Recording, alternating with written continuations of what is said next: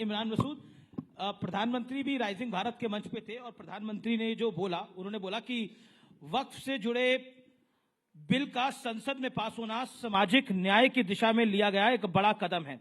लेकिन ये डिबेट जो डिबेट है मूल रूप से विपक्ष जो है वो अपीजमेंट की कर रहा है, विपक्ष तुष्टीकरण करना चाहता है। ये प्रधानमंत्री का कहना था कल इसी मंच से।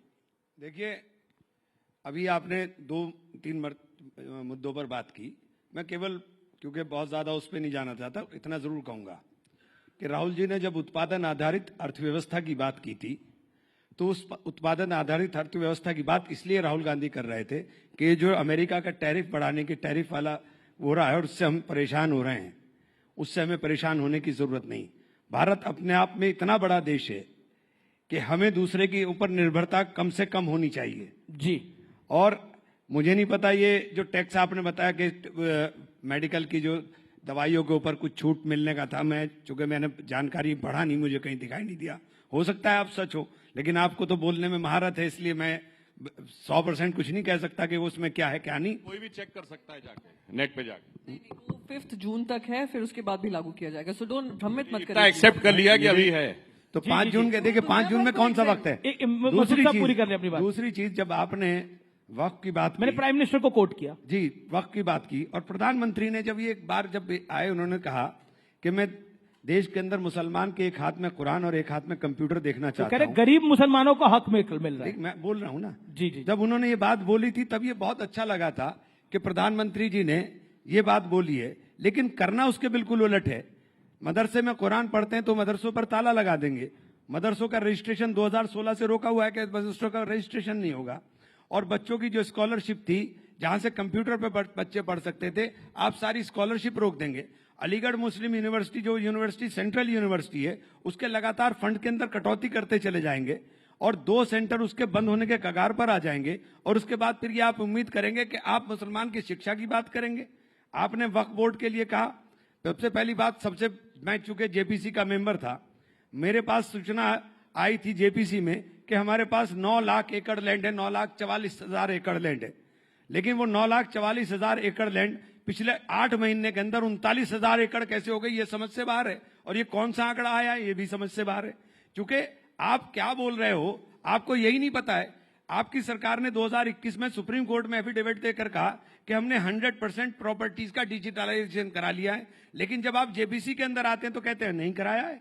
आप सुप्रीम कोर्ट में बोल कर आए हो और सुप्रीम कोर्ट में आपने कहा है, हमारे किरण रिजिजू साहब पार्लियामेंट में स्टेटमेंट देते हैं कि 4,99,000 से लगभग दुगनी प्रॉपर्टी हो गई। अरे भाई, दुगनी प्रॉपर्टी कैसे हो गई? किसी ने वक्फ तो किया नहीं, किसी ने वक्फ नहीं किया। इतना हिंदुस्तान के अंदर जो वक्फ है, 90% वक्फ प्रॉपर्टीज 1906 से पहली है। 1906 डेट किस लिए कोट कर रहा हूं कि 1906 के बाद ये तो देश की संसद भी किसी ने वक्फ की बोल दी। प्रयागराज में जहां महाकुंभ हो रहा था उसको भी वक्फ पे का बोल दिया। मुझे आप बोलने का मौका दीजिए। जी जी, 20 सेकंड। जब पार्लियामेंट में आप बोलते हो, पार्लियामेंट में आप बोलते हो कि पार्लियामेंट भी वक्फ करना, मैं नहीं बोलता, क्लेम किया। हाँ, क्लेम किया। एक मिनट, बदरुद्दीन अजमल ने क्लेम। एक मिनट। बदरुद्दीन अजमल कोई मुसलमान इस्लामिक वो थोड़ी हो गए कि बदरुद्दीन अजमल किस हैसियत से वो क्लेम कर देंगे? बदरुद्दीन अजमल ने अगर प्रॉपर्टी वक्फ की है तो बदरुद्दीन अजमल क्लेम कर सकते हैं। बदरुद्दीन अजमल की हैसियत नहीं है कि बदरुद्दीन अजमल क्लेम कर देंगे। वो जो मस्जिद है पार्लियामेंट के सामने, वो रायसीना गांव की मस्जिद है।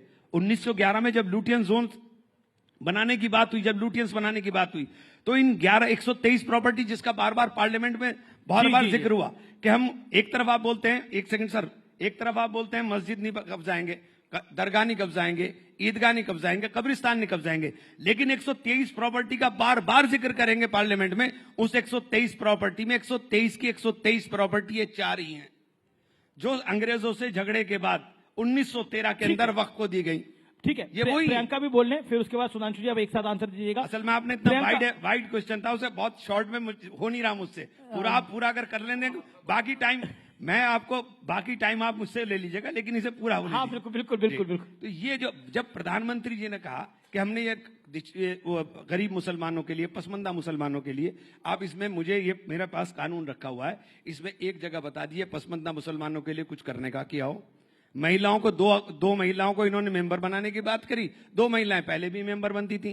पहले भी वक्फ बोर्ड डिमांड की एक बात से पूरी तरह से सहमत हूं कि वक्फ बोर्ड की इतनी भारी प्रॉपर्टी होने के बावजूद हम भिखारी क्यों हैं? वक्फ बोर्ड की हैसियत क्यों है कि वक्फ बोर्ड अपने कर्मचारी की तनख्वाह भी नहीं दे पाता, जबकि आपके पास इतनी प्रॉपर्टी है? ठीक है, मैं इस बात से बिल्कुल सहमत हूं, लेकिन इसके प्रबंधन का काम होना चाहिए था या इसको खुर्द-बुर्द करने का काम होना चाहिए। जी। आपने तो इस कानून के अंदर कर दिया कि अब आपको सजा भी नहीं मिलेगी, अब यह गैर जमानती अपराध होगा कि आप किसी कोई प्रॉपर्टी कब्जा ले। और एक सेकंड, बस खत्म कर रहा हूं, एक सेकंड। और दूसरी बात, आपने लिमिटेशन एक्ट हटा करके कर दिया कि आप एडवर्स पोजीशन में चले जाइए, यानी जितने कब्जा धारक हैं वो सब मालिक बन जाएंगे। तो आपने बचाने की बात नहीं की, आपने तो खुर्द-बुर्द करने की बात कर दी।